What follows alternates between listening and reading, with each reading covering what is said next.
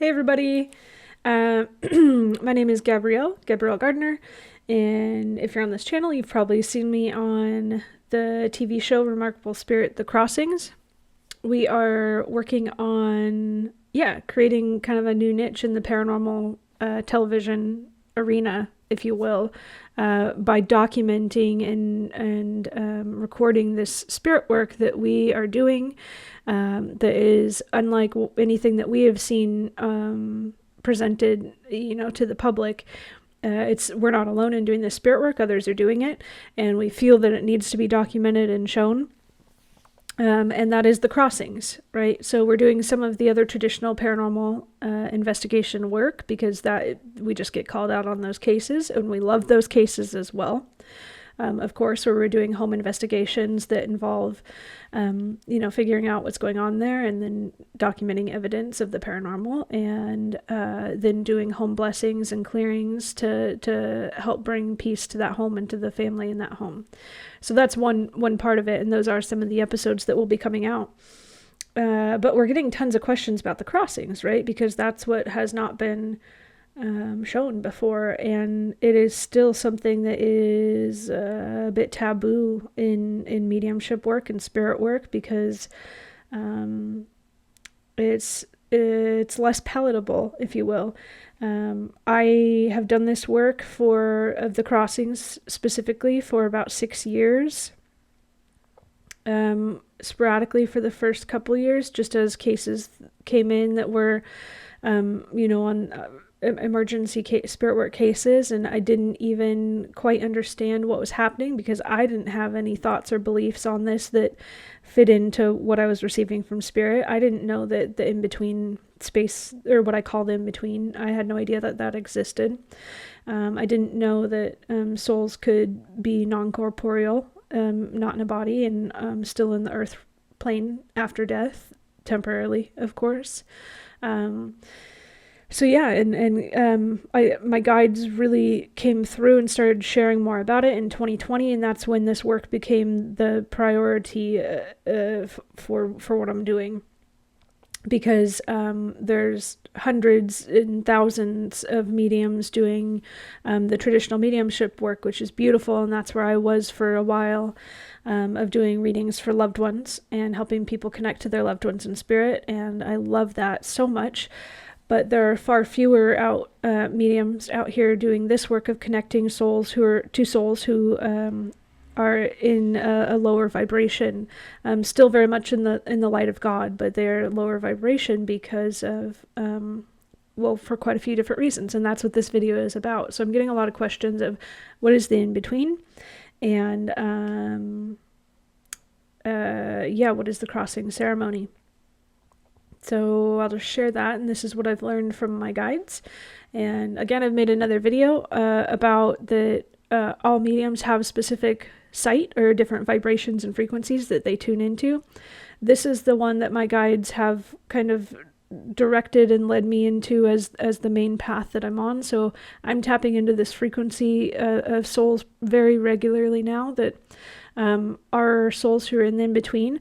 But I want to preface that by saying that it is exceedingly rare for souls to be in the in-between. So this is just the specific spirit work that I am doing. So it may seem like there's a lot. It feels like there's a lot to me, but this is, it is the, 1 in a million, if not less than that, right? It's the 0.00001% that end up in this place, in this space. So yeah, the in-between space, the way that I have been shown it and what I have seen is that it is here on Earth. It is right here with us, next to us, around us, in between us, all of that. It's very much a parallel layer here on Earth, but it is for souls who are in the non-physical. They're non-corporeal, so they have left their physical vessel, their body, at the time of death, at the time of the last heartbeat. And but they do not ascend to a higher vibration. They do not lift their frequency up, which is what, again, 99.99999% of souls do. So they don't lift that vibration up, and there's quite a few different reasons why they don't. So we'll get into that too. but yeah, they do not ascend immediately, and they stay here on the earth plane, rather than walking with loved ones and guides to the heavenly place. So the in-between, I will say, is what I believe a lot of people in the past and currently are describing as hell. So this is the hell that I see, and it is not a place where souls are experiencing any sort of pain from an outside source or force. It is the pain of their own thought loops, okay? And that is an excruciating pain at times. But the beautiful thing about spirit is that it is temporary. It's beautifully temporary. There's nothing eternal about this state. There's nothing... and that time is so very, very different for spirit. So we have connected to souls in the in-between who have been there for decades, sometimes even a century. And to them, it seems like it has been 5 minutes. And that is an incredible gift, right? So souls end up in this place, from what I've been shown, what I've seen, what I've felt in the conversations with them, because of incredibly, there's a few different reasons, but the main one is incredibly low vibration thoughts and feelings towards themselves at the time of death. So very, very low self-esteem, low self-worth, or like very intense self-hatred. Those feelings are the ones that are most prominent in the souls that I meet in the in-between. And I think it's because they're very heavy emotions, they're low vibration, and if they get caught in a thought loop of, a lot of times I hear souls that, and it's just, I hate myself, I did this thing, so I deserve to be in this state, I deserve to be in this low vibration. They don't say it that way, but that's essentially what they're saying, is that I don't deserve anything better. And they have that mindset. I do experience quite a few, souls who have had a passing that is, how do I want to say this, by their own hand, or as the result of an addiction or something like that. And it's not any sort of thing to do with the means of the passing or the method of the passing, transition to spirit. It's the thoughts that they're holding at the time. Okay, so there's a couple other reasons that I have heard from a lot of them. A big one actually is religious trauma. And they fear where they're going to go, and they fear what's going to happen to them. Maybe, often, I would say not even maybe, because they have done things in their lives that they feel are unforgivable. So I've met a lot of people who were not good people in life in the in-between space, who were, just not good people, as in violent, or they've committed really terrible crimes, they hurt other people, that type of thing, and they believe that they're going to go to hell. And that fear stops them from taking that next step and looking to the guides or to loved ones, to the point where what I've seen and heard from souls in this space a lot of times is they cannot see outside of like one very short, very specific thought loop or moment. Okay, so they really I want to say it's like this temporary, like, caught thing that they're experiencing. And then the third thing I'll say, because I don't want to go too deep into that one, because I don't want, is fear. Unfortunately, I do see fear, and it is in the form of what the guides have shown as a soul fracture. It happens with the kids that I see in the in-between space, which again, I need to say is like 0.000000001%, right? This is incredibly uncommon. This is just, I'm in this frequency, so I see them and I feel them, and the guides bring them to me to do these crossing ceremonies with spirit. But when I do see kids, it's because they've had a tremendously violent or a soul fracture of some sort at the time of their passing, or even perhaps a little bit before. But a soul fracture essentially is an extreme kind of dissociative thing.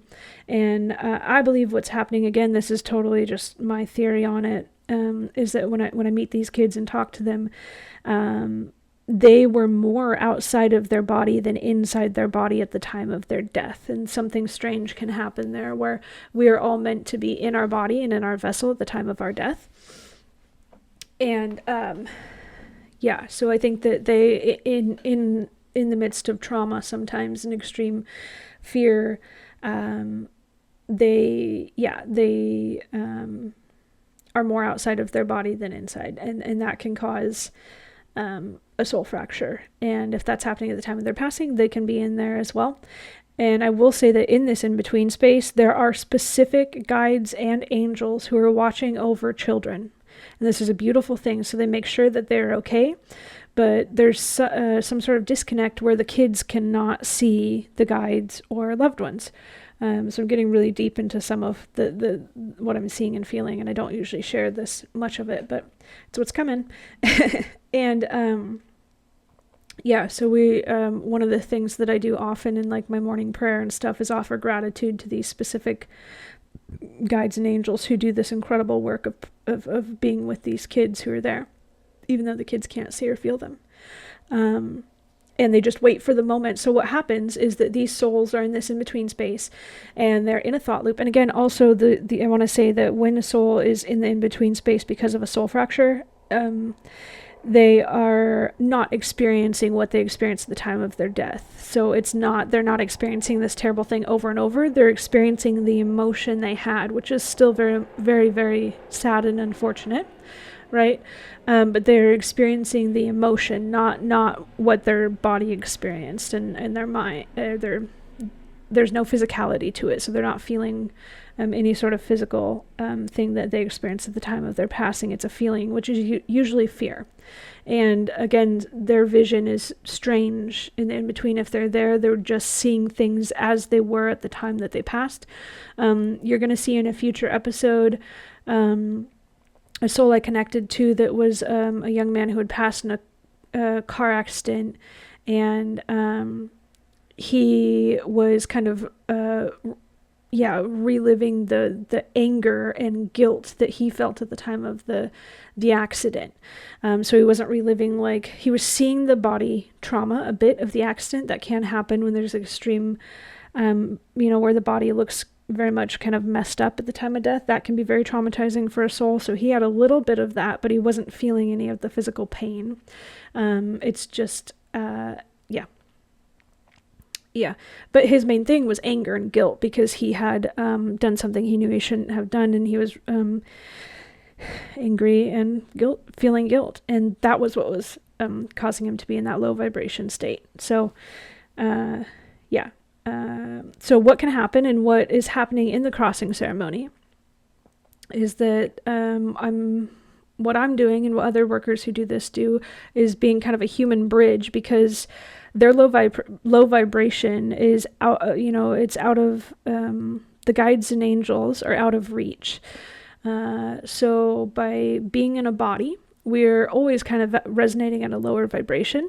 And myself and other spirit workers who do this are essentially, just because we're in a body, low vibration enough to tune into the souls who are in this space, but we're still high enough to also connect to the guides.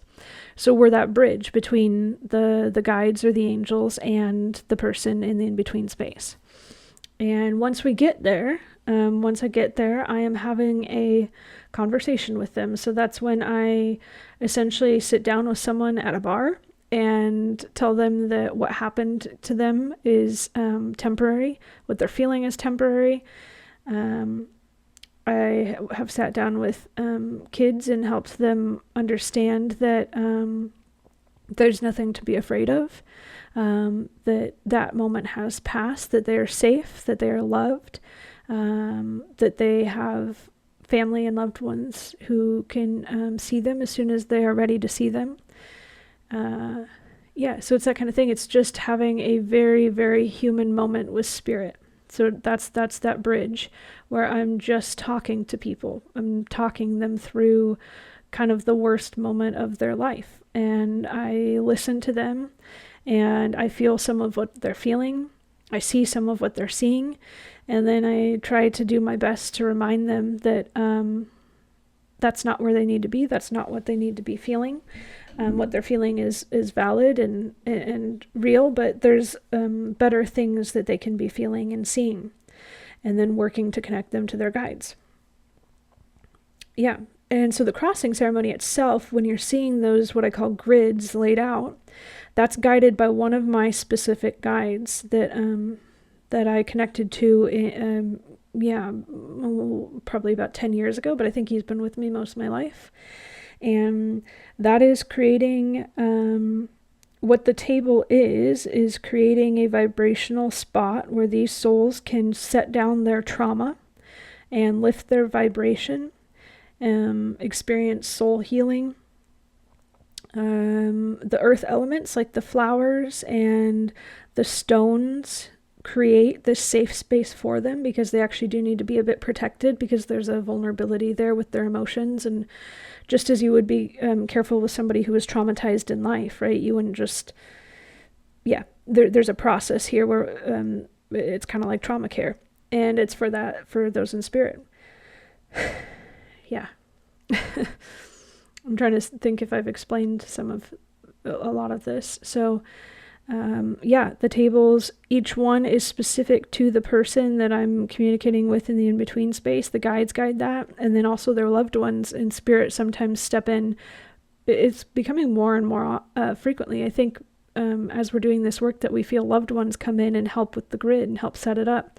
And when we've done grids for people where the person is known to somebody in life still, like a family member or something, they have shared that the grids often contain, we don't have any knowledge of the person, whatever the person's life before, and their family will say that it contains, their favorite colors or their favorite flowers, or it just looks like them, it feels like them. So the energy of that person is very much specific to that grid. And I don't plan it. Like if you've seen where I'm laying it out, I'm being completely guided. My mind kind of goes clear, and my hands are just guided to set things in the right place to create the energy field that is needed for that specific soul to then experience enough shedding of their trauma and healing, so that then they can lift their vibration up high enough to connect to guides and loved ones, and then they can cross over to the heavenly place.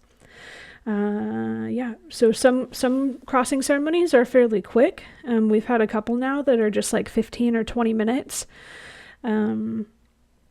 because we've done a lot of the work before, and I've had a conversation with the person before the ceremony even begins. Some of them take a lot more time because the person needs to do a lot more healing. And generally, those ones that take more time are the people who have these really, really deep beliefs of not being good enough and having low self-worth and low self-esteem and hating themselves at the time of their death, and, a bit still in that time of the afterlife where they're in that in-between. And those ones take time, just as it takes time for us to change our beliefs when we're in this low vibration place of the earth plane. It's a beautiful place, but it is one of the lowest vibrations in existence. And there's incredible miracles and beauty here on the earth, but it's nothing compared to spirit, to the higher planes. So it's scary, and I know that, to talk about this kind of stuff that, I don't even know what I want to say here, that it isn't always immediate peace for a soul as soon as they cross over. As soon as they pass, but as soon as they cross over, it always is. It always is.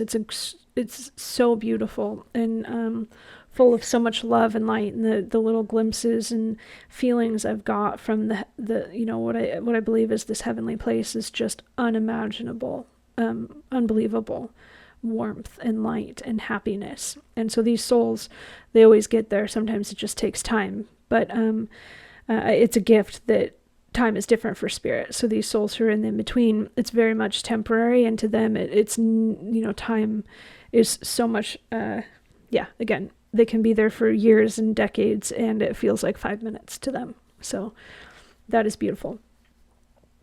I think that is what I'll share on that right now. So that's what the in-between space is that I see and feel, and how souls get there and why they're there, and knowing that is temporary, and then what the crossing ceremony is and what's happening during it, and that it's guided by guides and angels. So I hope this helps. Thanks.